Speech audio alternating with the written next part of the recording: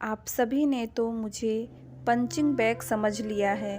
घर में थकी हारी शीला ने कदम अभी रखा ही था कि बेटा अरुण उस पर चिल्लाने लगा, मम्मी आपको पता है कि मैं करेले की सब्जी नहीं खाता हूँ, फिर भी आपने मेरे लिए कुछ और नहीं बनाया।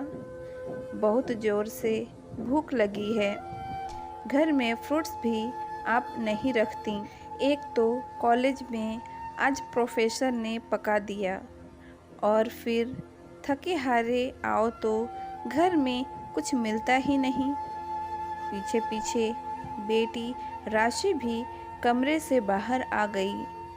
आज का दिन ही खराब है। एक तो क्लास टेस्ट अच्छा नहीं गया और आपने मेरे लिए सलाद भी काट कर नहीं रखा। आपको पता है कि मैं डाइटिंग पर हूँ। आपसे एक काम ढंग से नहीं होता।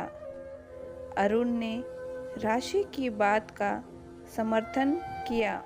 हाँ, पापा भी यही कहते हैं कि तुम्हारी मम्मी किसी काम की नहीं है, एक भी काम ढंग से नहीं करती।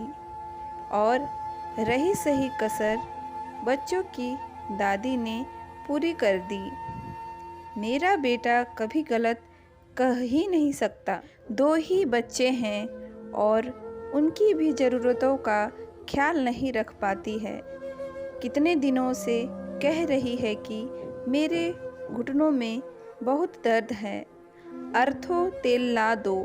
मेरा चश्मा टूट गया है, उसे बनवा दो। लेकिन तेरी माँ को फुर्सत ही कहाँ है। सुबह बाजार गई है और अब लौटी है। उड़ाओ पैसे। मेरा बेटा दिन रात मेहनत करे और तुम आराम से शॉपिंग करो। दादी की बात सुन अरुण और राशि भी मुस्कुराने लगे। यह देख शीला को गुस्सा तो बहुत आया, लेकिन कुछ नहीं बोली। वो वैसे ही बहुत थकी थी और उन सबको बोलकर या डांटकर अपने आप को और थकाना नहीं चाहती थी। किचन में जाकर पानी पिया, फिर उसने अपने हैंडबैग से सासू जी का चश्मा निकाला और उनको दे दिया। शॉपिंग बैग से अर्थो तेल निकालकर उनके सामने रख दिया।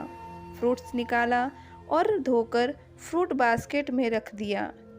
बाजार से लाई सब्जियां निकालकर बेटी के लिए सलाद काटकर उसे दे दिया और फिर कमरे में चली गई। जरा सा कुछ कहो नहीं, तुम्हारी मम्मी मुंह फुला लेती है। मेरा सामान लाकर कोई एहसान नहीं किया, मेरे बेटे की कमाई से ही लाई हो। और यही सब पहले कर देती तो हम भी गुस्सा नहीं करते। फालतू में हम सब का दिमाग खराब कर दिया। अनिका जी अपनी झेप मिटाने के लिए भी शीला को ही दोष दे रही थी। अभी तक आप समझ ही गए होंगे कि शीला की क्या स्थिति है। अपने ही घर में शायद एक पंचिंग बैग की तरह ही हो गई थी, जिसमें जो आता मुक्का मारकर चला जाता। शाम को घर आते ही अनिका जी ने दिन का सारा ब्यौरा बेटे को सुना दिया कि शीला की वजह से अरुण और राशि भूखे रह गए और बाजार से लेट आई तो वो भी दवा समय से नहीं खा पाई। सुनील का मूड ऑफिस में बॉस की डांट के कारण वैसे ही बहुत खराब था और घर पर शीला की शिकायत, उसका भी सारा गुस्सा शीला पर फूट पड़ा। यार तुम करती क्या हो घर में? मैं ऑफिस में बॉस की डांट सुनूं और घर आकर तुम्हारी काम चोरी की शिकायत सुनूं? किसी काम की नहीं हो तुम। मेरा घर अगर तुमसे नहीं संभाला जा रहा तो साफ साफ कह दो, मैं नौकर रख लेता हूँ। कम से कम इस रोज़ रोज़ की शिकायतों से बच जाऊँगा। शीला जिसने अपनी 20 साल की शादी में सिर्फ पति, बच्चे और सासू जी और उनके रिश्तेदारों को खुश करने में बिता दिया, आज यह सुनकर उसकी भी सहने की शक्ति पूरी तरह से खत्म हो गई। उसने कुछ नहीं बोला, लेकिन मन ही मन एक फैसला कर लिया।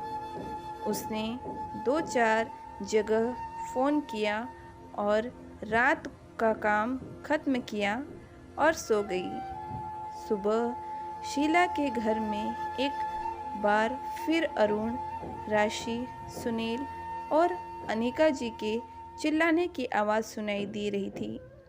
मम्मी, मेरा दूध ब्रेड कहाँ है? मुझे आज ओट चाहिए। बहू, मेरे लिए आज उपमा बना देना। शीला, मेरा टिफ़िन और नाश्ता कहाँ है? शीला किचन से निकलकर आई। आप सभी को क्या, कैसे और कितना खाना है, इसे बता दीजिए। किचन से एक औरत बाहर आई। ये आभा है। आज से आप सभी की ज़रूरतों का यही ख्याल रखेगी। ये क्या मजाक है शीला? सुनील गुस्से से बोला। हमारे घर में आज तक कोई कामवाली नहीं रखी गई। तुम्हें तो सिर्फ मेरे बेटे की कमाई लुटाने आता है। यह घर में काम करेगी तो तुम क्या करोगी? अनिका जी भी सख्ती से बोली। मम्मी जी, मैं वही करूँगी जो 20 सालों से आप लोगों की नज़रों में करती आई हूँ, आराम। और सुनील, आपने ही कल कहा था कि अगर मुझे आपका घर नहीं संभल रहा तो आपको साफ साफ कह दूँ, आप नौकर रख लेंगे। तो आज मैं आपको और बाकी लोगों को साफ साफ बता रही हूँ कि अब मुझसे आपका घर नहीं संभाला जाएगा। आप सभी को तकलीफ़ न हो, इसलिए आभा को काम पर रख लिया। अब आपको जो चाहिए, जितना चाहिए, सब माया को समझा दीजिएगा। शीला, यह क्या नाटक शुरू कर दिया? शीला की बात से बौखलाया सुनील गुस्से से बोला। नाटक? यह नाटक नहीं है। नाटक तो आज तक आप सभी मेरे साथ करते आए हैं।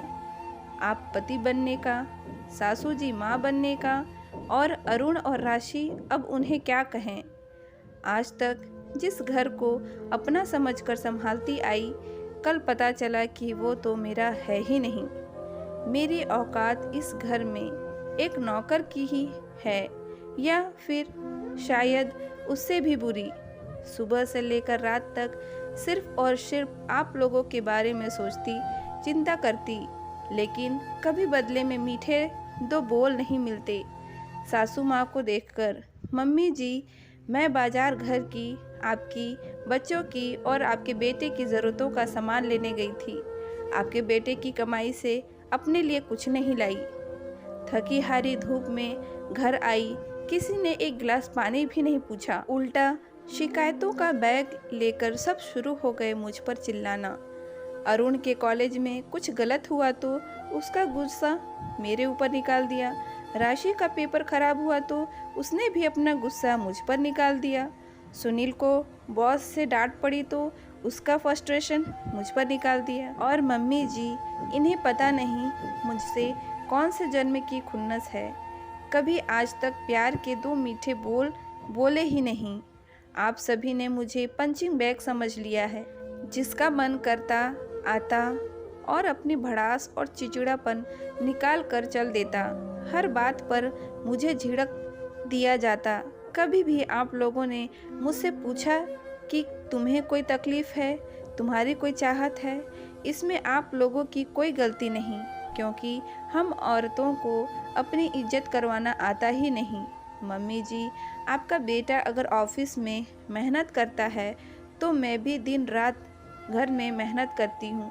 आपका बेटा सुबह 9 से 5 बजे तक नौकरी करता है, जिसमें संडे के अलावा और भी छुट्टी मिलती है, लेकिन मैं 24 घंटे 7 दिन, और वो भी बिना छुट्टी के लिए आपके बेटे का घर संभालती हूँ। सबको उनकी ज़रूरतों का हर चीज़ सही तरीके से मिल जाता है, फिर भी मुझे कहा जाता है कि मैं किसी काम की नहीं, और न ही मैं ढंग से काम करती हूँ।